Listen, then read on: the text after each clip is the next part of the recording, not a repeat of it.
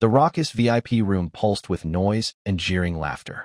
My wife, Seraphina Chen, arched an eyebrow, then leaned down, wrapping her arms around Julian Cheng's waist and kissing him deeply. A wave of hoots and catcalls erupted around me. Damn, talk about a green hat. Well, he married into the family, didn't he? Just a placeholder. Even if they screwed right here, Ethan Fu wouldn't dare say a word. Top-tier simp, haha. My fists clenched silently beneath the table. They weren't wrong. I had married into her family. Seraphina had been incredibly kind back then. When my grandmother fell gravely ill, she covered the exorbitant medical fees without hesitation. When everyone whispered she was just toying with me, she threw a lavish wedding, silencing the gossip. She was an only child. I had no one left after my grandmother, the only person who truly cared for me, passed away. I thought Seraphina was all I had. Reality delivered a brutal blow. The night air was ink-black and frigid when Seraphina stumbled in, drunk. Perhaps because, unlike usual, I hadn't prepared her customary sobering soup. She lurched towards me, patting my cheek condescendingly. What's wrong? Unhappy? She slurred slightly. It was just a game, truth or dare. Don't be such a sore loser. Her words dripped with unspoken accusation that I was being petty, unreasonable. Julian has depression, Ethan. Can't you be more understanding? Her tone sharpened. Does showing a little grace kill you? So ill-mannered. Having delivered her judgment, Seraphina collapsed onto the bed and fell asleep. These were the harshest words she'd ever spoken to me in all our years together. Depression? Julian's depression seemed to manifest whenever the slightest inconvenience arose, like needing help choosing an outfit. Then he'd call Seraphina with that weak, dependent tone. The memory that stung most was the first anniversary of my grandmother's passing. Tradition dictated husband and wife visit the grave together. That day, the rain fell in relentless sheets, soaking me through, chilling me to the bone. I waited. Until nightfall, Seraphina never came. When I returned, she smothered me with apologies, showering me with gifts, trying every trick to soothe my hurt. But the image of her prioritizing Julian over my grief, over honoring the woman who raised me, was seared into my mind. The next morning, Seraphina blinked in surprise when she saw the simple breakfast I'd laid out.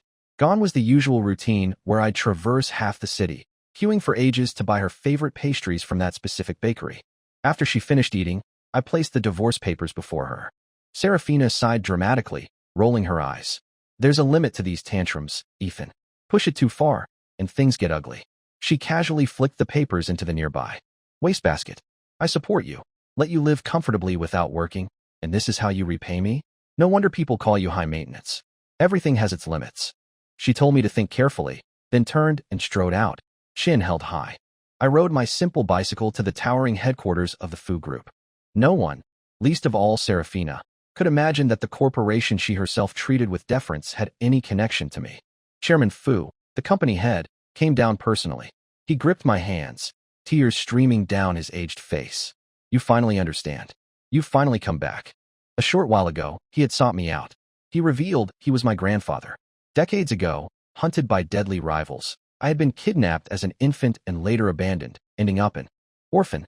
Perhaps it was his sharp intuition, his foresight about Seraphina's character, that led him to offer me a choice. Divorce her, in return to claim my birthright, my inheritance. I had refused then, clinging to the illusion of love. Now, reflecting, what woman compared to the allure of wealth and independence? Within half a month, I had absorbed the necessary information and was capably handling my new responsibilities. Chairman Fu praised my natural aptitude. Seraphina never once asked where I was during my absence from home. We existed like strangers sharing a roof. A friend relayed her defiant words, meant to reach my ears. If certain people kneel and apologize to me, and apologize to Julian, then maybe this whole thing can be forgotten. I saw the short video she posted on some social platform, bragging implicitly. It was laughable. Another friend's reminder made me realize she had also cut off the allowance card she'd given me long ago. Fine by me. I'd never used it anyway. After closing a major deal for the company, I treated my new colleagues to dinner at a luxurious restaurant. Their excited cheers filled the air. And there she was, Seraphina Chen, tenderly peeling shrimp for Julian Cheng. A jolt went through me. That explained my last birthday. She had peeled an entire bowl of shrimp for me, urging me to eat quickly, not wanting to disappoint. Her supposed thoughtfulness, I'd forced them all down. I ended up in the hospital, allergic reaction triggering anaphylactic shock. I nearly died. I forgot, she'd sobbed then, inconsolable. I thought you liked them. Her tears made it impossible for me to reproach her. Seeing me now, Seraphina frowned and walked over. Still trying to keep up appearances? You didn't have to come to such an expensive place just to see me. Julian hid slightly behind her, looking at me with feigned timidity. Ethan, brother Fu, please don't fight with Seraphina because of me. It's not worth it. He lowered his head, dabbing at imaginary tears. Seraphina's heart visibly melted as she patted his back soothingly. If no one else were present, I imagined they'd be locked in a comforting embrace. You're overthinking, I replied coolly. Neither of you is worth the trouble. My indifference clearly stung. Seraphina reached for my wrist, but I smoothly evaded her grasp. Still pretending? Just apologize to both of us, and I'll pay your bill. We can make up. Her words grated. Apologize? For interrupting your quality time. I turned, signaling the waiter to process my payment. Seraphina's frown deepened, her face clouding over. Don't do anything illegal, Ethan. Mr. Fu, one of my colleagues called out respectfully from behind me. Seraphina froze, her eyes wide with disbelief. Yes, quite unbelievable. The man she kept as a pampered house husband, forbidding him from working because she didn't like him showing his face in public, the golden canary, had flown the cage. Impressed by my performance, Chairman Fu introduced me to a potential business partner, Isabel Sheng, a renowned figure in our circles, known for her cool beauty and sharp intellect. I'd only had the chance to see her once before, from a distance. Our conversation flowed easily. She was brilliant, decisive, and highly competent. We talked for a long time. I didn't notice the faint blush creeping up the tips of her ears. Suddenly, someone strode towards us aggressively. A cup of water hit Isabel squarely. Is this the reason you betrayed me?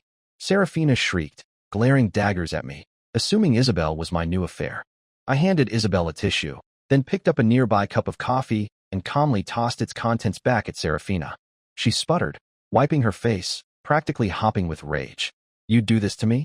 For this woman? She lunged, aiming to grab Isabel's hair, but Isabel deftly sidestepped and sent her stumbling to the ground with a well-aimed nudge. Isabel calmly brushed non-existent dust off her clothes, looking down at Seraphina with utter disdain. I caught Seraphina's arm as she tried to retaliate. Her face was thunderous. Fine, fine, fine, she spat, before storming off. So this was unbearable for her. Yet, whenever Julian got so much as a paper cut, she'd blame me, forcing me to apologize for his clumsiness. The hypocrisy was staggering. My apologies, I said to Isabel. She shook her head slightly. Your relationship? She began, then hesitated. It's almost over, I assured her. She nodded, and for some reason, I sensed a flicker of relief, perhaps even pleasure, in her expression. We exchanged contact information. I realized I'd left some personal belongings at the Chun residence. When I arrived, Mr. and Mrs. Chun were seated on the sofa. They glanced at me dismissively. Stop right there, Mrs. Chun commanded, slapping a thin rattan cane on the coffee table, gesturing for me to approach. I offered a polite, empty smile. She leaped up suddenly, attempting to grab me. I sidestepped easily. Panting slightly, she sat back down. It seems your wings have truly hardened, daring to cheat. Since you married into our family, you follow our rules. There's no room for disobedience here. Ethan, just apologize. We won't hold it against you, Mr. Chen chimed in smoothly. It was their classic routine, one playing the villain, the other the appeaser, always demanding I reflect on my supposed wrongdoings. Their rules had been suffocating. Strict curfews, nightly foot washing. Duties for them, no public appearances, absolute obedience. Any slight infraction, and Mrs. Chun would wield the cane, its thorny surface raising welts, or force me to kneel for hours in the ancestral hall. Now, she accused me of infidelity, her voice droning on. Calmly, I pulled out a stack of photographs and tossed them onto the table in front of her. Photos of Seraphina and Julian swimming together, kissing, embracing intimately while chatting. Mrs. Chun snatched them up, her face cycling through shades of white and red. With trembling hands, she ripped them to shreds. Don't you dare slander my daughter, she shrieked, clutching her chest dramatically and collapsing onto the sofa. Mr. Chun urged me to call an ambulance. I ignored him and walked upstairs to retrieve my things. Behind me, he cursed, calling me an ungrateful animal. I glanced back coldly. Mrs. Chun was fond of such theatrics. Feigning illness was her go-to tactic. I took only what was mine, leaving everything else untouched. That evening, Seraphina called, launching immediately into a tirade. Do you know you made my mother sick with anger? Get over here and take care of her. There's a limit to playing hard to get. I laughed, a dry, humorless sound. She's your mother. And find some time soon so we can finalize the divorce. Silence on the other end. I hung up and blocked her number. Alone. A little wine, maybe get a dog. Wasn't this freedom beautiful? No more constraints. Buy whatever I wanted, whenever I wanted. Isabel Sheng's birthday banquet was a grand affair, filled with prominent guests. Seraphina spotted me and pulled me outside. The bracelet? She demanded. The jade bracelet from the auction a few days ago? The one that went for 300 million. What about it? It wasn't for you. Stop playing games, Ethan. I know you bought it to appease me. It cost a fortune. Just give it to me, and I might consider forgiving you. I rolled my eyes, ignoring her, and walked back inside. Seraphina followed, her eyes fixed on me, waiting. My gaze found Isabel. She moved with effortless grace and elegance. And on her wrist. How did that bracelet end up on your hand? Seraphina shrieked, rushing towards the platform where Isabel stood. That's my private business, Isabel replied coolly, raising an eyebrow. You shameless bitch. Isabel's hand moved swiftly, slapping Seraphina across the face. If you don't know how to speak properly, I don't mind teaching you the manners your parents clearly failed to instill. Seeing a dessert trolley approaching, Seraphina shoved it violently. With a light, precise kick, I redirected its path. It careened directly into Mr. and Mrs. Chen, splattering them both with cream and cake. They stood dripping, utterly humiliated. Someone in the crowd stifled a laugh. That's enough. Come home with me now. Seraphina tried to grab my arm again. I pulled away. So you've just switched targets now? Found someone else to leech off, she sneered. No wonder you suddenly became a CEO. Stop this charade. Whatever she's giving you, I can give you more. Ethan, don't be difficult. Julian piped up, suddenly appearing beside her. Just say a few nice words, and it'll all blow over. Your history together means something, doesn't it? Whispers rippled through the crowd. So that's how he got rich, found a new sugar mama. Could it be something else? Nah, he married into money once, he'd do it again. But if she told him to bark like a dog, he would.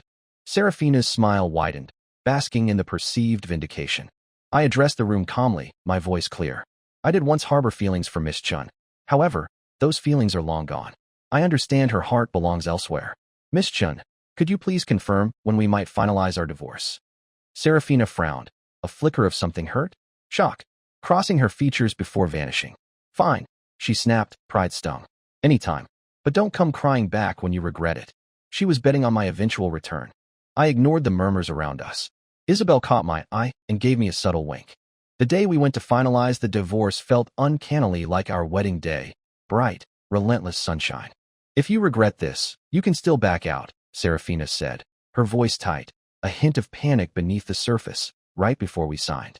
Absolutely no regrets. With the divorce certificate in hand, a profound sense of release washed over me. Julian was waiting dutifully for Seraphina outside. She kept glancing back at me, her expression unreadable, distracted. If you need anything in the future, she offered, a final, tentative olive branch. No need. I walked away without looking back. I treated Isabel to dinner afterwards. Spending more time with her, I discovered the cool exterior hid a surprisingly shy, warm person. She seemed to know me incredibly well, my preferences in food, clothes, everything. When Grandfather Fu suggested a marriage alliance between the Fu and Sheng families, I was taken aback. I demurred, saying Isabel might not agree. Later, slightly flushed from wine, Isabel gently pushed up my sleeve, revealing the jagged scar on my forearm. I instinctively tried to cover it. I've liked you for a very long time, Ethan, she murmured, her eyes soft, looking directly at the scar. Before I could react, she began to tell me a story. Years ago, in a remote mountain village, a house fire, a trapped young girl. It was her, Isabel Sheng. I had rushed into the flames, rescued the child inside first, then returned for her. The falling beam, shielding her head with my body, my arm taking the brunt of the impact. She remembered. All this time, love can be fleeting, or it can endure, hidden, waiting. I looked down at the woman now leaning against me, a slow smile spreading across my face. The news of the engagement between the heir of the Fu group and the heiress of the Sheng family spread like wildfire. Those who once mocked me scrambled to apologize, desperate to curry favor now that my true identity was known. They even started putting pressure on the Chun group, thinking it would appease me. Their anxiety was palpable, my silence kept them guessing. Power, it turned out, was quite effective. Seraphina, meanwhile, seemed to have lost her mind. She bombarded me with calls and messages daily, confessing her regret, claiming she was only trying to provoke me, never believing I'd actually leave. She lamented my secrecy. If only she'd known who I really was. things might have been different. Laughable. Knowing wouldn't have changed the outcome. Her pleas, filling screen after screen, became unbearable. I finally abandoned the phone number I'd used for years and got a new one. She started appearing outside my apartment building. Not approaching, just standing there, sometimes all night. The ground would be littered with cigarette butts the next morning. Small gifts also began appearing at my doorstep. Things I used to like. A particular model of watch I once wanted us to wear as a couple, which she had dismissed as tacky and tossed aside. Checking the watch's internal data now, I saw it had been worn consistently.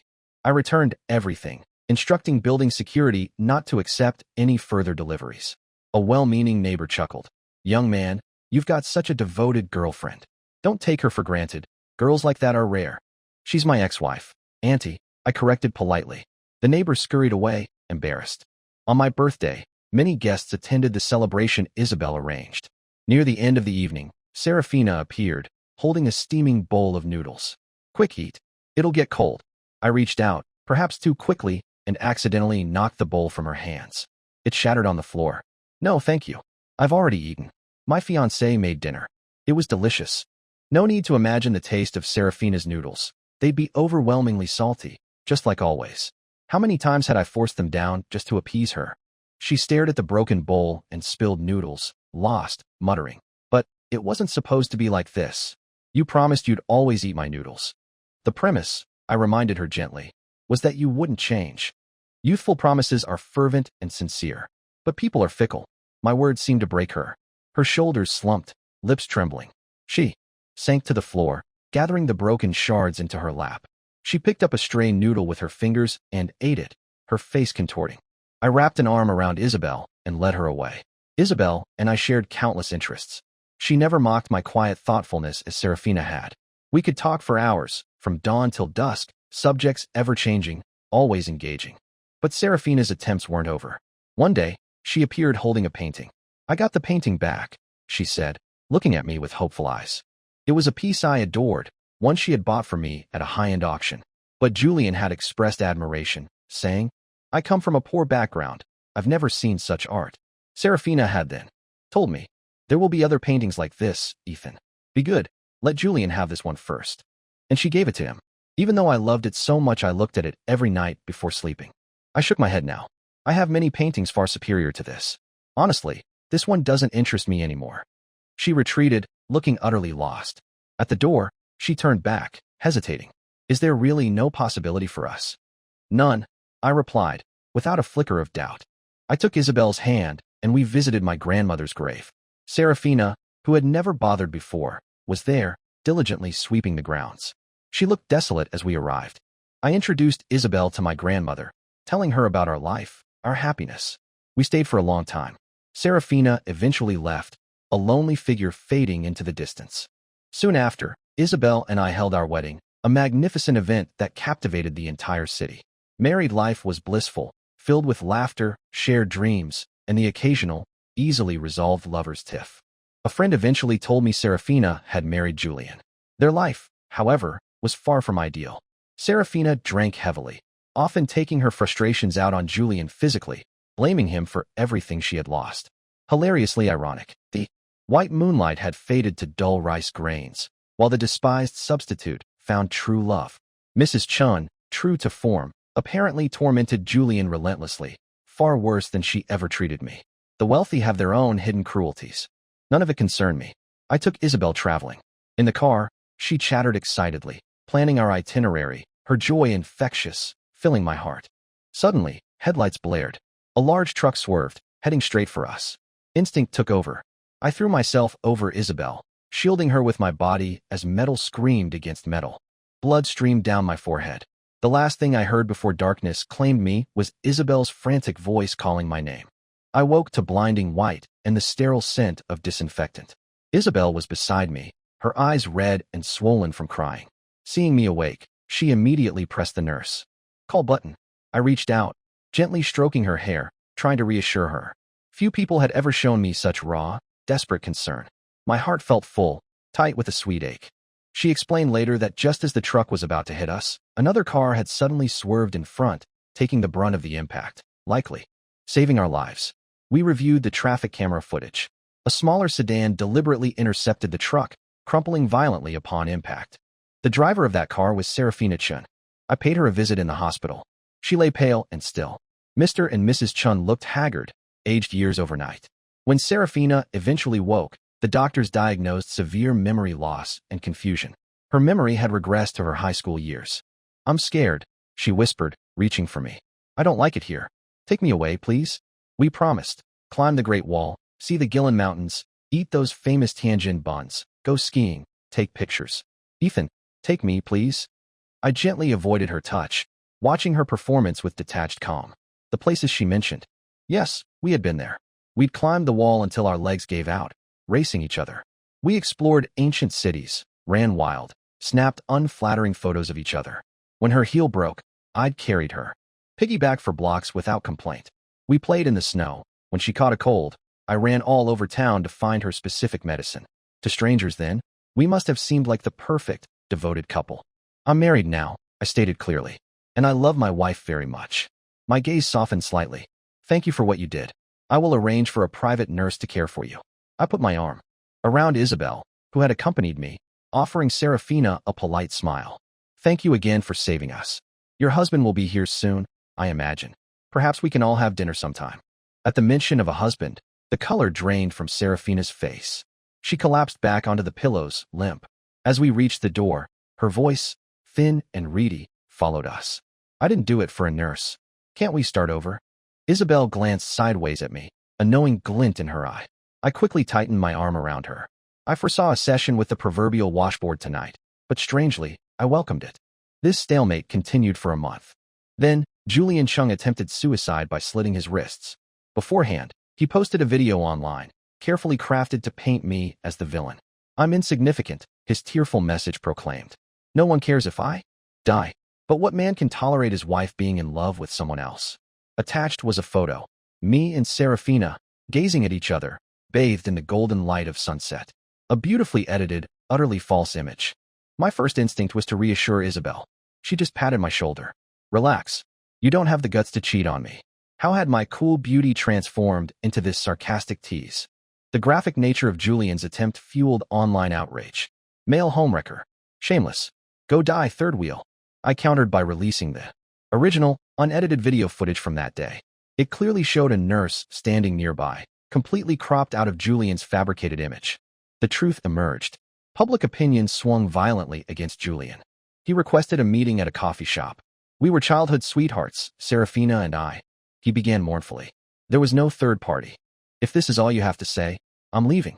He slid his phone across the table. It played a video. Julian and Seraphina embracing. His voiceover. "I know you only see him as my substitute." Seraphina didn't deny it. My grandmother, apparently, shown this video by Julian or Seraphina shortly before her death, suffered a massive shock and collapsed. She never recovered.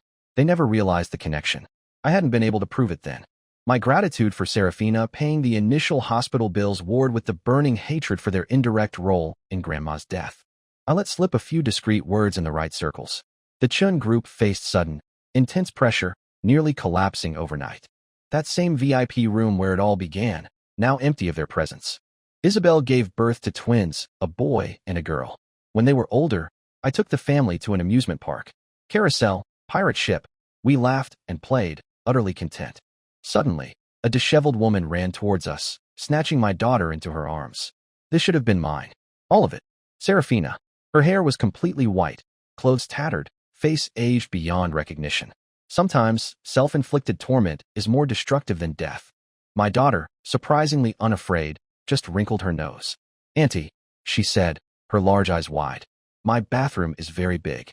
You can borrow it if you need a bath." The innocent words seemed to break Seraphina. She abruptly released my daughter and collapsed, sobbing uncontrollably. I rushed forward, shielding my daughter, my gaze cold as I looked at the wreck before me. "It seems life has been too easy for you lately." Seraphina flinched, covering her face, backing away fearfully. I gathered my daughter, took my wife's hand, and walked away. That night, Isabel remarked that Seraphina seemed pitiful. I shook my head. Wicked people eventually face their reckoning. Don't waste compassion on those unworthy of it. Isabel snuggled into my arms, content. The Chen group finally declared bankruptcy. Mrs. Chen cornered me in a parking garage once. "It was our fault. We were blind. Come back. Marry my daughter again. We won't treat you like hired help this time. We'll worship you. She produced the old rattan cane and began whipping herself with it, pleading. I watched her performance dispassionately, then left without a word. How she treated me then, she inflicted upon herself now. She beat herself until she bled, but I just walked away. Later, I heard rumors of two elderly beggars living under a city overpass. The years of resentment between Seraphina and Julian finally exploded. Julian set their dilapidated apartment on fire. Seraphina survived, but half her face was horrifically burned. Before the flames consumed everything, witnesses saw her desperately trying to protect a small box. Julian died in the fire. Seraphina, her mind shattered, was committed to a psychiatric hospital. The director contacted me once, mentioning the box. It contained wooden skewers from Candied hawthorns I used to buy her, dried flowers, folded paper cranes, old sketches, remnants of a past I barely remembered. Interesting she kept them. Irrelevant now. Grandfather Fu adored his great-grandchildren. When he heard about the incident at the park, he nearly tore the city apart looking for Seraphina. My daughter grew mischievous, climbing trees, raiding bird nests.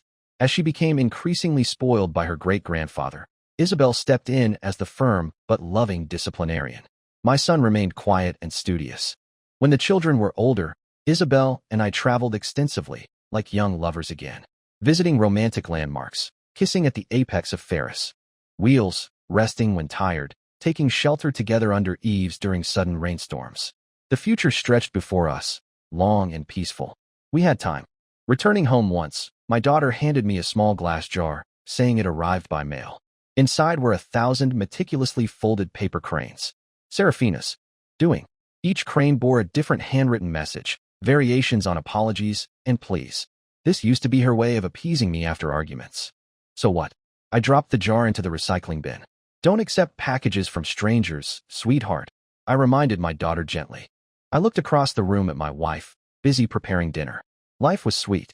Why let shadows from the past disturb our peace? Isabel Shung's epilogue. Honestly, Dad sending me to this remote village for a life experience was torture. Hauling water every day nearly killed me. Then I heard about the new volunteer teacher. Curious to see what kind of fool would choose this life. Wow, he was gorgeous. Annoyingly, my heart did a little flip. Ethan Fu. I repeated his name silently.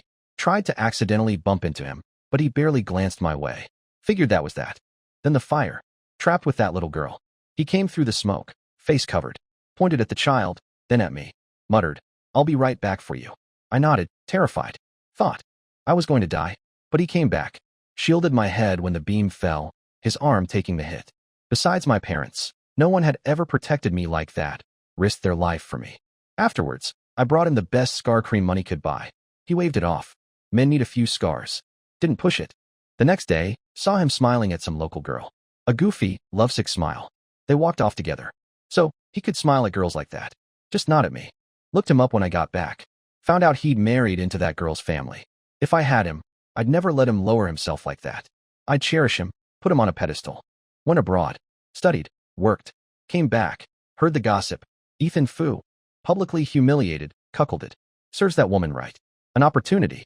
Chatted with him, pretended it was business. He didn't remember saving me. Fine.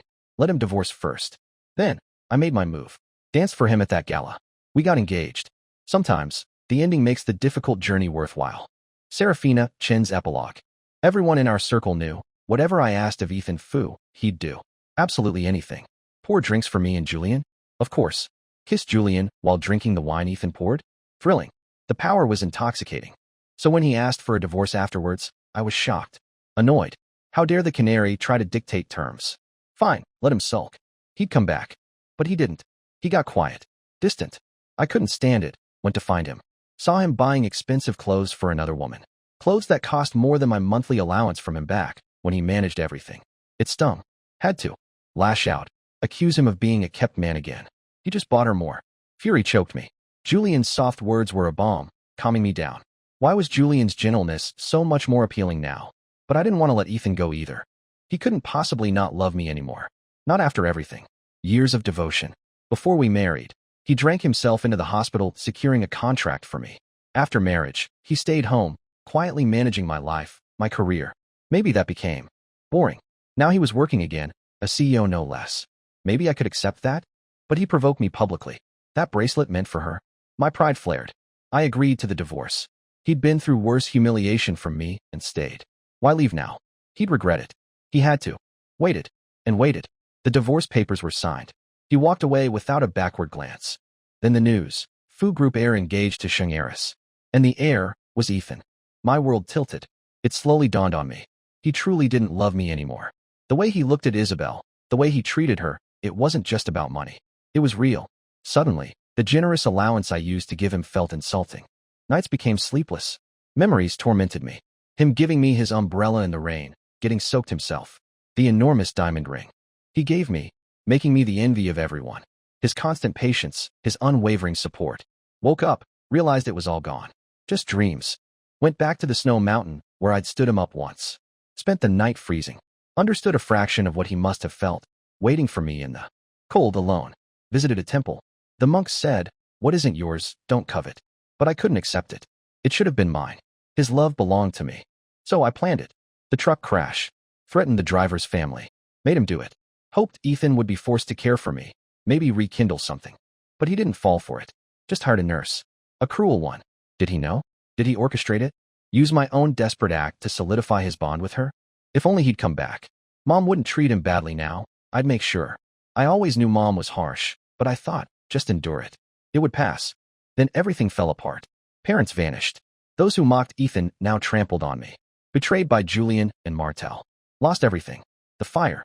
Julian dead, my face ruined the asylum. Took the pills. Let sleep take me forever. If there's a next life, I'll take back everything that should have been mine. End story.